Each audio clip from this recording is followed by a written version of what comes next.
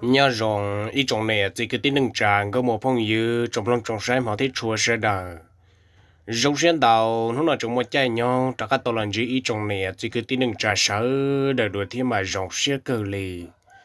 ấy giờ lên đã lúc trước họ tụi mình gì toàn đây nó cứ là thà cho ý ra sự chân năng năng mà luôn bề hạt tiền đón tông đầu này tua mà nhớ đi ra nó là cứ ý ra cho chọn chạy tạc cái để thiết trong lòng sẽ đờ ấy giờ lên tới cuối là dầu cho trời tan cho ít trồng nè chỉ cứ tin đừng tràn có một phong dư trong lòng trồng sen mà thiết chua sẽ đà bây giờ là một sĩ chồng long nhớ lấy ra nó lúc sức hợp bí một cái chón đuổi trong lúc sức hợp sau ấy xin hỏi giờ bí trong lịch trả thiết họ giờ sau giờ chọn trái thiết giàu so ít chèm trong lịch trả trong lòng sẽ đà mà giờ lên nó nhớ lấy lúc sức hợp tập bí nó mà ta tỏ giờ luôn chạy luôn tê chạy cho nên là ta tỏ bầu giòn từ luôn tên ta cho nên lấy những bộ ròn từ luật tê chỉ ta lên đại sư là lấy những muốn luật tê cho chong và kể cơ liền nữa cho nên nó lấy những ship bộ ròn luật tê nó nằm luật có tha ta là chỉ ta kịp một luật của tha sư cho nên nó nhớ là lúc rồi mong đợi là cô cho xí lưu ship ba cơn cầu lịch thiên rồi nữa lấy xong thử tiền nó một luật tụi nó tha ý nu giờ ta lấy trả là ta kịp chia chỉ một luật tụi chia ấy giờ tiền nó tao can đời el trắc cá lúa là cho nửa lì mà đi trắc cá là lúa sẽ là những chúa trả lì nó nữa mà giờ lì nó thằng nó chỉ là một lúa cho tụi cái tim không để nó tha ba tụi cái tim không để nó mà nửa luôn bề hoa nửa luôn bề giờ hoa nửa trong chữ nó mà giờ lì nó lúc xưa hở thằng ta chỉ nhớ lì qua là chỉ một lúa tê giờ cha thằng nó lấy một lúa tê chỉ lấy luôn to là ta sửa cha thằng nó chỉ là chỉ cháu chỉ là cứ làm một nó sụt ta chỉ là cứ làm một son nên té cơ lì thiên rồi nữa ta chỉ mong đến đã lỡ nó chèn lỡ những cái tung bao số phê chắp lại đi nó họ nó chế năng chè nhớ lên được tụi bọn nhớ những bao số phê tắc kề lên ta giờ chả nhớ trong hôm đó thế chỉ ta lên đại sư là những bao số hạt tiền và chả nhớ nhớ chỉ chậm mấy con na nó lôi có chỗ nó lọt tắc kề lên ta à giờ là một chúa chè và chả bao giờ chỉ ta lên đại sư là tao bao hạt chợ bao là mình đầu kia anh ấy tụi mình chơi một cổ vô lo lại nó nữa giờ lên đó chéo và chặt sừng tàu cái nên chơi một cổ để vô lo là luôn chỉ lúc xưa tọt can đại sư và chặt nó sợ nó thành lọt ta nó thành lọt cho chả giờ mình bao suốt tới ta bảo lên nó nè nếu có sát sát lên đại sư thiên nếu có chặt chỉ khi lên từ lên ta chỉ nhớ lòn tu can đại cho nên sợ lọt chéo và chặt bao suốt bị tắc kề li cho nên có chặt khi trong này chỉ sư nữa nè tôi chỉ trong chương từ sinh ta trên từ chính đó là có thể tự nhiên bao xuân thì sẽ chế nhà chỉ một chỉ theo nghe chính đó cũng hai lần đầu sẽ chế tự chủ cái tim mẹ chỉ tao can đó chỉ nó chạy nó cho chúa tiền lọ thầu lúc xưa rồi nó chạy tan cho lên đó là chỉ là cùng ba giờ răng tôi một tây thiên rồi nè ba giờ răng tôi một tây thiên chỉ trả nhung nhung đó là cho nên cho chó tắc cái lên ta tôi một răng cả chỉ thằng nó như tôi một lô tam thân đau cơ nữa cho nên mình nhỏ là như cái chỗ lăng thế cho mình nhỏ giàu đó chỉ mới trong đồng như chỉ tôi lo bị chờ nữa nhưng long có ba long đủ sự thiên đà giờ mấy tụi mình nhỏ nó nhau thật tràn đầy gì xong đà cho nên giờ mua trong đồng đón đó chia nó mua trong đồng đó chia chỉ có chả thầu no chè ta tỏi ở vô chỉ vô thiệt nó nữa mà lúc xưa đó cho nên chỉ năng nó thật trả nên được của tự lăng đó chỉ lấy những giờ là một rau trong đầu qua ít khả năng chân đó chỉ là phân sĩ thả luôn cho cảnh sư họ nhớ là chỉ nên bọn này nó chỉ là giờ ít chỉ giờ rau so họ ít chỉ giờ một số nọ là giờ này nó ở nhà bán chỉ năng được giờ rau nhớ trong đầu ở nhà lúc xưa thầm đó chỉ nông đại là luôn tê mà chỉ tàu xả lịch trả lịch thiên nữa là sau đó chỉ tàu bỏ đất chỉ lịch thiên ta ta sửa trả nhớ là mấy tuổi cái tí dẫn dễ tiền ba ở nhà dân đó ấy nhưng một đôi thiết sĩ tam bảo liên đạo này là phương bỏ liên nào vấn đề nữa nè cho nên chỉ tàu xả chỉ tàu nửa lịch thiên ta ta chỉ mua giờ tuổi cái tí phương bỏ này đôi sẽ xía ta kề lên ta cho nên chỉ cho tàu luôn dễ nửa lịch lợi nữa nè giờ giờ vô lòng hai trâu nửa tàu bận này hả tiệt cóว่าmù chế này chỉ có một cái kho có tụt gì đó lại chỉ có hai linh đại trâu sư ta chỉ mang tu chỉ tao trâu chỉ là chỉ tao làm một chế chỉ là giờ chỉ tao hai trâu chỉ giờ li nó lấy những bắp bò linh đạo thế chỉ những ở là sao nhân trai cơ li chỉ không đợi cho nó sợ đỡ lúa tê là nên lúa cho xỉu xỉ cân gầu li sư nó nè nên chỉ lúa xỉu xỉ chập lại linh đạo nhưng 我当地人呢，我就早茶连到做了包了，就连怎么落，我家头路是老绕到死了呢，我家老是绕了到这也在手整了呢，也在手整，包括也还吃绕到死，我家在了就老整他的来，就整找味找不了是他，我家这年当到这了，也没能到也有包了，但是了这年到了早这年没用到这里煮死。lúc xưa học thằng ta với cha làm mà lên giết kia ô cha nông vô lo cha là sát đầu trực kia giả kia tan cho với cha nhớ lại từ今giờ là sự tiệt tụ cái tin đó giờ chỉ kia chỉ tàu li nó nữa chỉ sợ trong họ biết ông cả kia rồi là kia sư vì đó họ tin sát khâu là mất lên lại thế chỉ cho tên đó là muốn sống trở thiên đàng nữa nè nhớ chủ trương sát khâu cho mà lấy kia chỉ cho nông tụi mình vào kia là một tên plug kia lúc đủ cho hậu lợiว่าตัวตัวนั้นจะได้ชัดหลวมมวนหาตรงนั้นเลยซึ่งได้ยังไงเนาะจะเลยเทียบคือรอว่าจะเนี่ยใจเราสุดคือรอไปเทียลูกศิษย์ทำได้เกี่ยซื้อว่าจะตัวเนี่ยใจมันเลยสะจอกแค่เดียวว่าจะร้องเล่นได้เหรอเทียจะจังเราจันตัวว่าจะตัวจีเจตัวจริงจักก้าเลยเขาชื่อเส้นชาปลานใจมั่วจังหังยาในตาต่อเสือจังตุนตรงวอลติเต้ลุนดัวจุเลยล้อมทอเลยได้chị thằng nó chị ô là nhớ đến đây chị chua thế chị uống tôi đi trả lại luôn uống tôi đi trả lại thế nhớ trong lúc xưa hở thằng ta chị là thế là giờ tao và ba rồi rừng mà tụi tao là chị chua và thông tan cho chị là thế là tao mà được chút thế tập là lò chị sai chị ôn sản chưa tập là sư chị thằng nó chị qua chị tao ba đi là lần chia chị lúc lại nhận trường lại ta ta xí má tụi này uống chị tao ba lại giờ nó mới thành trò ta mà lử su ta trâu nó rồi chỉ rong chỉ khẳng tôi đi lại cái thằng nó lấy sau đời thiết giờ tao tiểu giờ chuyện chơi sập vào rong tàu này lại đâu lấy thiết giờ tao hà đi nó chỉ chọc là tim mày chỉ rong tàu sư chỉ ô giờ rong chỉ tàu đi lại tiệt tiệt đâu lo nhau trâu lúc xí hà thằng ta chỉ cho nên chỉ lấy giờ tiền bé một lô té là mà rõ số là mà ta chỉ mà lấy giờ tiền đua nó nói năng tí rong chỉ tàu lại ê chả dễ muốn lột té à cái chỉ là biết sự lời ship em một chế là sư chế thằng nó cháu sẽ sai mẹ biết do chế lúc lần chế chú ba lại luôn không mua là kinh đi là sư chế thằng nó chế là sai chế to rồi đâu là thiết tao mới lòng chế nữa nè em là một chế chế thằng nó là mà khi nó niệm bao số cho nên bao nhiêu thì ô là có tự chế trong nó thế là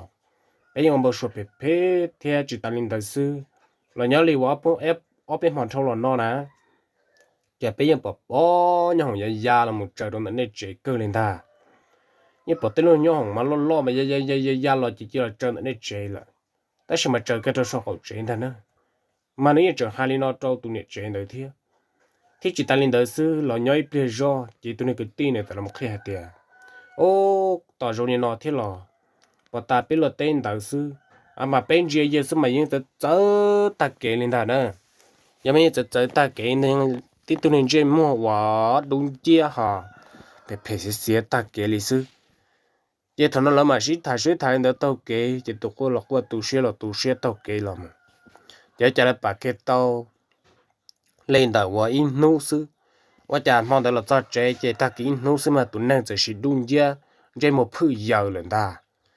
chỉ giờ nó chỉ ô là chơi mong đó là cái chơi mong và chữ trà thiên nào nữa chỉ nó đây là một chữ trà đó sư chơi giờ xin cho một phơi giàu rồi luôn chế mình chỉ dọn đó là怎么cùng bỏ chơi mà nhanh nhá ta kể lên ta mà nhanh chỉ bỏ hạt tiền sẽ giờ mua đã chỉ giờ chỉ xí lên đó trong nửa thiết cho một nhà tam bảo liền nó nữa mà lại cho cứ mình ta giờ là luôn giàu chỉ hài lò lúc sen sát tư dự mình chơi một căn nhà mình chơi là tí giờ mua đã chỉ là một bảo lợi sư là thiết và xí cho tụi mình nhọn đó trong đồng cái vào tiền ta chế thầu no luôn còn này là rau lên ta lỡ là chè lại mà đi tháo kia trong tàu muốn được tay gạo trong tàu giờ muốn tụ rủ cảnh gạo cả số ba lại sư trên xe thằng nó lại làm mất lúc trên đường ga là giờ chế thằng ấy mà cứ tận ràn ta chế đáp bọn dùng tê mà đi làm mò bao kia lại sư chế mất tê tụt chế lơ chả là một bầu sinh đà nữa giờ lên nó chỉ thằng nó là một cứ trong bờ trên mà nhá ta kia mà là mà lạ đi lạ sư hay thì chả tôi thua rồi tới chỉ trong lên nó我家肉孬，还有么伢担保的孬路，mà lấy sợ đời lấy hai linh tận ta nữa, chỉ có chụp là lối chạy nhau đó là tao tọt ca, thằng nó một phổ tan trò linh tận là, 我家nhỏ là tôn đền nô thiên nữa, nhỏ là tôn đền nô thiên là怎么的cứ trên ba, 我家朋友bọn thằng tao chú chú, đền ròm linh ta, mà nhớ là lúc họ yên ta mà muốn ta cho bé cậu, à là tiệp bé hao hạ yên mà muốn muốn lông chạy ta kể đi nữa. Chỉ cho nên giờ muốn được đêm lông dễ bị cho là một khử cho nên chúa là phải tiền chúa tổng buôn tới nó cho nên một đêm cho nên lông đó là khử chúa nó chỉ có chả thằng nó chỉ một đêm bị ta có chả sẽ phải bỏ tuần nắng tờ lia chủ đêm đồng bì vấn đề lợn giờ lên nó lấy giờ tôi tao cá một giờ cho bể lấy giờ xa tiền chơi do à nâng một đêm lông thiên ta có chả dùng một lấy khẩu nên ta ủa lý cha lấy tôi cá một giờ nộp kia cho bể hạt chơi tôi họจะเจ้าเป็นท่าเนอะว่าจะเจอเนาะที่ตัวเมเรียกกับลงเป็นท่าเนาะหลายเรียกกับลงเป็นเจอหนาเรื่องจีเทียเขาลุยชอบลงตัวที่ตัวเมเรียกกาเลยซึ่งท่าว่าจะเจริญสุจังนู่นจะมาตัวเจียเกี่ยวว่าจะหาจังยอดที่ตัวเนี่ยจะเยอะว่าต้องจื้อนั่นท่าพอเราจินตัวว่าจะเยอะแล้วล่ะเรามองว่าที่ตัวนี้โรงเรียนเต๋อใช่ยังว่าจ่อเราจ่าลูchứ thằng nó lấy bỏ kia lên đó là mà lấy muốn đó mà lấy nhà tiền lấy tiêu vấn đề về chỉ biết là trâu xe một đề bên mình đây bị lẩu kê à mà lấy hai đi nó xem ta tất nhiên thằng nó trả nó tao tôi muốn chơi kia là lệ cái tôi muốn chơi là kia là nhưng chẳng thiên chạy chỉ như trong lợn mà ô chạy tạt tà lên ta chỉ như sợ chẳng kia là một như kia nhà nó lợn xem ta như chỉ một đêm long bé đi lợn nó nữa như là nó nhỏ là to bên hông tọt cá là chỉ là một cái kia cho nếu bọn này thì ô vậy chắc con này gì vậy现在我đã chỉ trong nơi là em là tập phăng quá tây giả này trong đầu trong bếp bỏ thế tiề mà là hai chọn hai liên nó thiên đà nữa là chọn hai liên đầu thiên đà chỉ cháu là cái lúc trước thằng ta lò sư chỉ nhớ đến tụi nhện chơi là qua tiệt ô lý cha nè bỏ tây giả này tập cháu trong liên đầu giờ đã chỉ tiền này là thiết giờ tao xí thả xí nông trong liên đầu giờ này nó nhỏ là một bên hút tọt cá giờ mấy tụi cái tiền nữa cũng không một số nhiều nhớ được bỏ tịt trả thiệt một chả lúc xưa thằng đó một số nhiều nhớ được bỏ tiêu cho một số tiền cho nên nhiều nhớ tí thiên ta tết tụi mẹ và ta tỏ nát cái lúc trì tọt cá họ nhớ lại vợ tao hồng đó mà tự vợ thông trò trở lần ta chỉ giờ này nó luôn tự vợ thông trò trở lần chỉ lúc xưa thằng đó mà nhớ lại cho nên ta nhưng nên trai ta kể lại thiên rồi nữa làm mấy nhân trái tất cả thiên chỉ cho tao luôn một cái này lần trái thì nhớ lại chạm một trên họ làm mấy tọt thiệt nữa họ lần trái mà trái lên đại sư vậy lúc xưa thằng đây tụi cái tin nó một chuyện nhau chứ ô một số chỉ bọn cho nhau nhỏ chứ nhưng chỉ tao cũ lên nó nữa mà ngân gam rộ tụi tị tên gìอยู่ซึ่งta à mà giờยังchuột chọc họ tua sự ta chỉ mà giờ sát sát thì cái lệ chỉ tua thiệt mà lúc trên mua màยังchỉ nhân trên mua năng trở ta chỉ mà nhưng mà lúc này họ mua phe cho là à nhớ lạiว่าnhớ lại lúc tao học lên phe cho là thiên ta nữa chỉ thằng nó chỗ sao tệ mình thông tệ cho lần ta nhưng tiếp tục này tôi bao bà trở lại thiên ta chỉ cho nên nó sẽ đợi lại hai tiền bó bồi trả tụi năng đợi một giờ tan vào đi chỉ nhớ là tao biết gì tao can gì nữa nó là tao để lòng tao can gì là theo với cha giờ là một tao can ta rồi lại giờ là một tọt cái chỗ cha thằng nó chỗ là một tọt cái gì tọt cái là cái rò cha trở cháu chờ chứ áo chờ là một chỗ cha tàu kế sinh ta nữa khi chỉ tao hay rong đi tàu kế sư mà áo giờ tàu nó trở sớm mình tàu áo thì một giấc áo thì gì nữa giờ cho là tua là nó trai chạm bả thiên này giờ là họ chỉ tua đi thiên ta chẳng nhớ là mấy nu nữa giờ là một tỏm bùa thiên nữaเขาเราตอกไก่ต่อมบัวรู้เชื่อทำได้ก่อนตอกไก่ต่อมบัวนี่นั่นท่าแกถอนแล้วตัวพอเราที่จินดอเทียนน่ะเนอะไม่ตัวตู้หลวนหุ่นยนต์ท่าจากกับชายชงเต้นด่าเนี่ยจังก็ลอยตัวจันนี่พอยังเจ้ารองเทียที่ถอนเนี่ยจะเด็กกูว่ารองก่อนขึ้นเก่าซ้อเนี่ยจะมันเด้อตรงตัวเต้นดำเป้าซึ่งด่าแต่เขาว่ารองตรงตัวเต้นดำเป้าซึ่งเทียนด่าเจียเลยเนาะจะโอ้ rong li我只到你家里咯，今天只到点，把rong li nó sẽ kiến chơi cả lẻ咯，tua chỉ lái咯，今天只到kia cho cá, kia cho cá chỉ tụi nó thiết tao là một cho áo trời đồ thiên thà, cho áo là một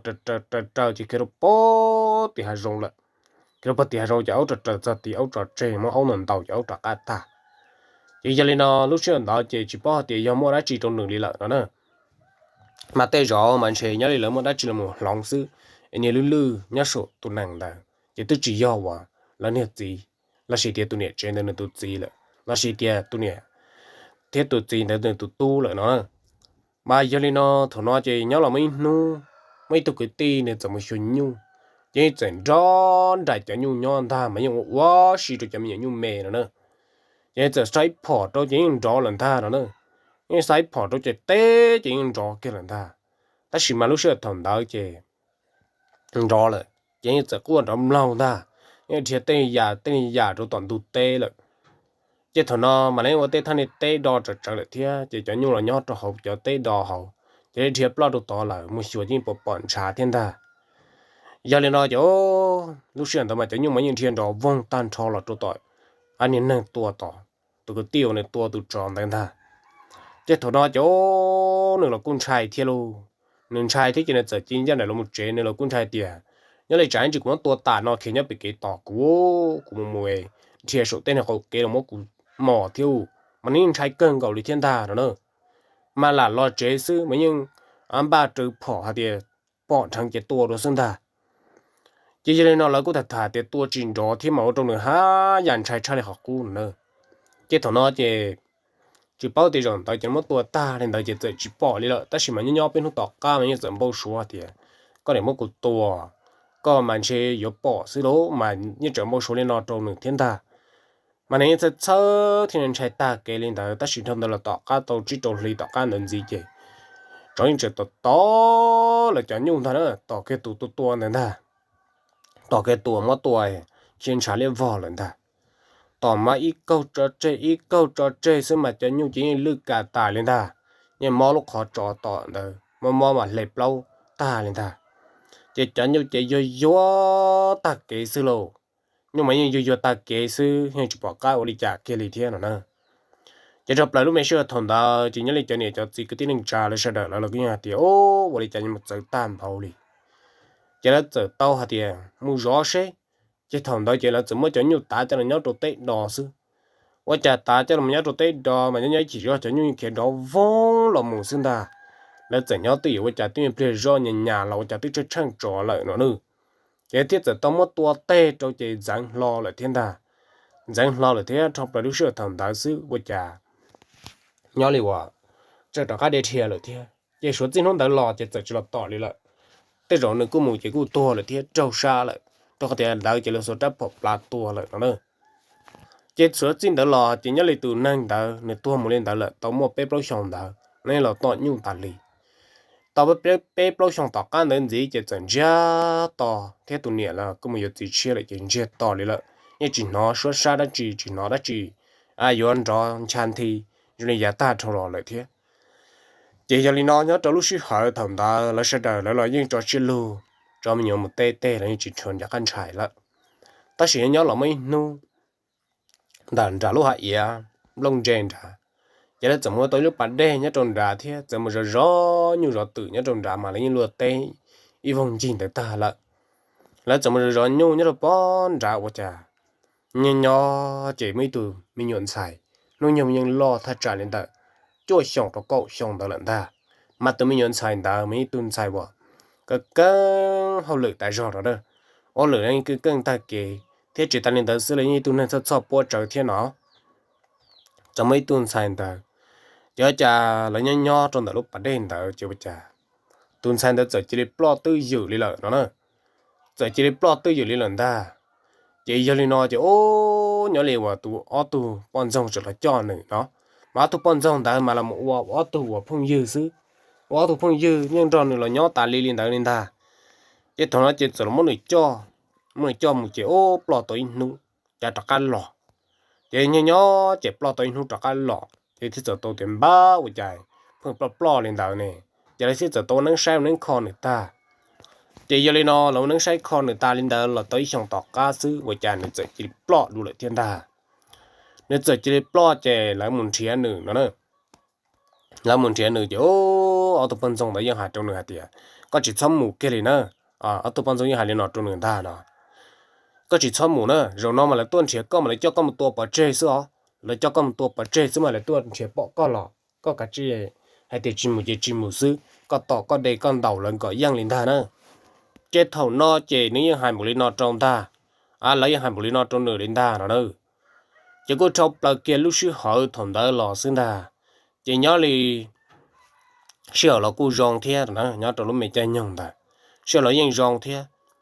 giờ chỉ tát tỏ tụt gì này mù bó sổ trong lọt sao nên chơi một tuần nào bó sổ trong lúc xưa hẳn đời tát tỏ do giá nhiều quá nó cay thiên ta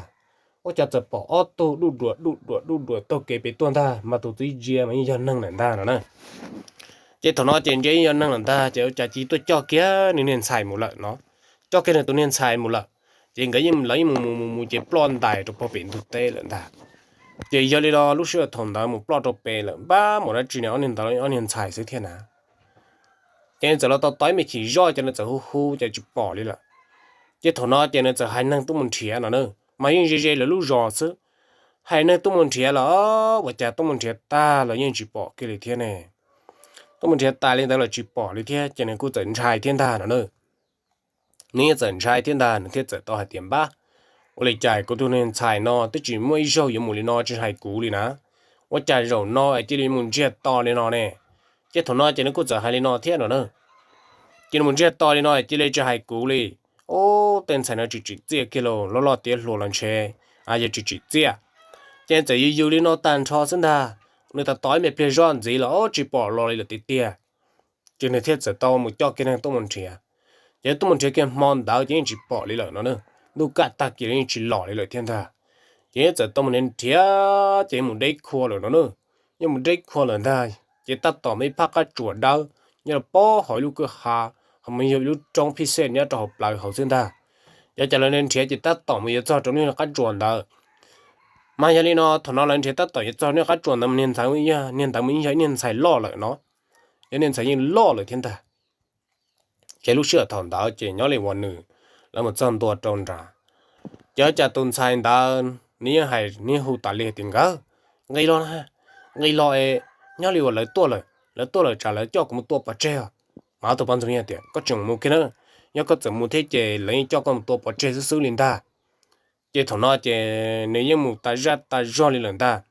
khi xong ta chỉ là muốn nền tiền chỉ là muốn bù chỉ là muốn xỏ lại mà mua rót ta kể liền ta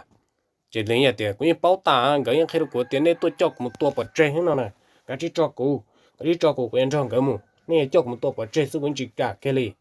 chỉ giờ này nó chỉ tôi bán rong đó tôi bán rong đấy này lấy chỉ bỏ đi nó nữa ta chỉ mà lúc xưa hợp同đó giờ trả là một trăm đó mà trả nó cái chỉ tự đỡ bị vò trên một trăm đó chỉ chạy pla lợn nó nữa giờ này bán rong怎么了cái chỉ nó này bán rong整嘢một nó bao sản đồng lợn chỉ thằng nó chỉ lấy tôi mù chỉ anh nhớ là phần trong chỉ nhớ cái chẳng phát chỉ là tự bỏ nữa là giờ tôi muốn vấn đề là chỉ ở phần trong thế nên gạo tôi sống đông là xứ nữa nè thì chỉ tại đó là trên này cái công nhận sĩ kia là xứ giờ này nó lúc xưa hơn đó chỉ là vấn đề tôi là chỉ là một kho là như chỉ tàu đi lố khi vi vong tỏ sinh ta lấy giờ ý chưa cho nên成功khâu la lia cho là một khi mới cho lúc tông ba tôi cho là nhà chỉ dùng lên ta chơi giờ này nó là một trò nên đấy chia mất cái câu than cho một đúng chia sau đó những chỉ dùng cái gì thế nhớ là mấy nô là giờ khó nữa chỉ giờ khó dùng lọ là giờ hết tiền nhớ là phải một cái gì số cả gánh câu số là thế là tao một trò kia tôi cho nên còn gánh liếp lông đời cho là một câu mà tê mà cứ tân thành sinh ra giờ này nó là giờ mỗi nắng và khó ta trâu chỉ nhớ là tôi ít liền đồ nữa mà phân măng mà lý phân măng là cho chỉ nhớ là người thiết giờ tao hai trâu lời tiểu ô và trả lúc xưa thằng đó mà nhớ là vợ bọn trong đó là cho cụ mà quyên say mà cái giờ phong dư sinh ra bây giờ của này phong dư sư của này phong dư đời rò nó sư hiện lỡ thiết tao nông là tiểu cho nên đó ấy có tụ phong dư đời rò nó do tụ huli trả cho nên hai chỗ chúa cho nên bê trâu lời tan trò hay kiếm bê trâu lời tan trò lên đó sinh ra nữa chớ cha thằng nó chơi hành bê ta trong cái trong lỡ lại chơi lại thì tiểu cho nên tôi cho con mình ta bây giờ lại giả hai nhà đàn rồi nó đầu tiên chứ thằng nó chơi mà biết ít to rủ thiên ta biết to rủ cho tiền cái cho của mình chơi những cái hàm bọn nó chó tất cả đi sư cái cho của mình chơi tao hay ít tao những cái bị hay rong là xin ta mà cái tiền cái cho bé mù nhỏ sang tu chia nên thì chỉ tôi trở bé tổ bát chơi đó hai tiền chỉ bảo tiền hàng cái đã chỉ thầu này là chỉ trả nó chỉ cũng trong cái chỉ biết sẽ thầu là chỉ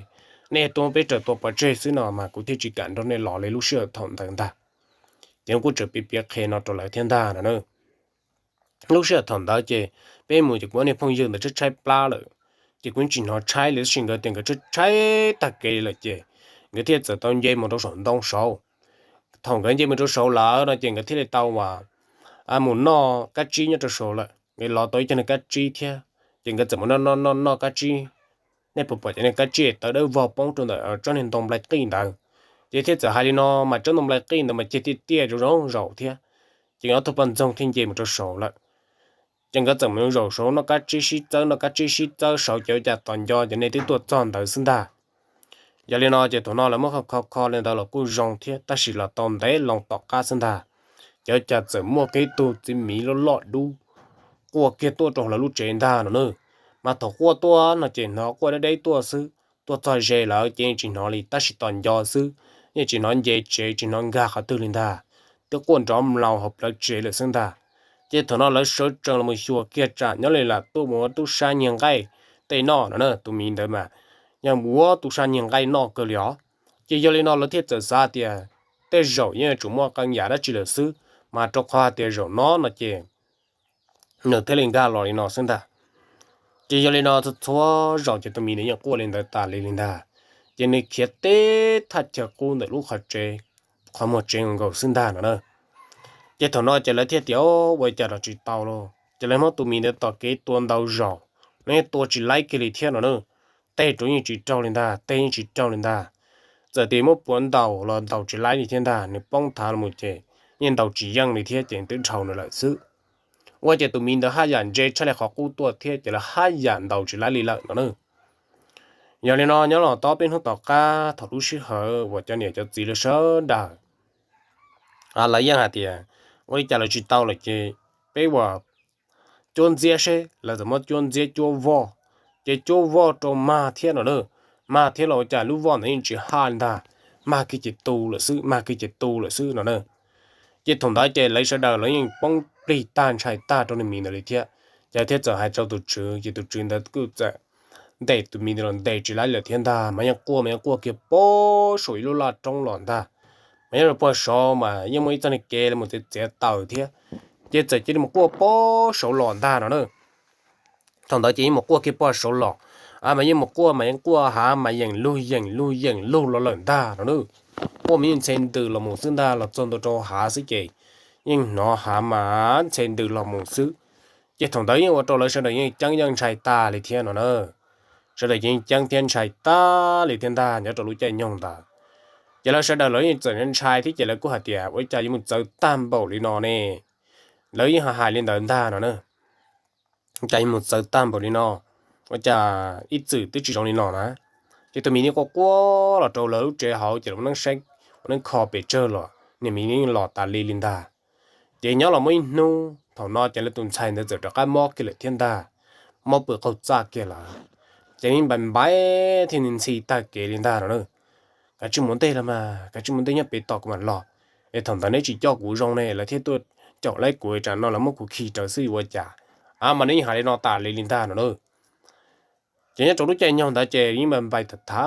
lụt ta kề li chỉ nhá là một tê tháo thằng này tiếp khâu ra lên tờ lại chỉ nhá giờ thì tháo luôn tháo sau lên này cho củ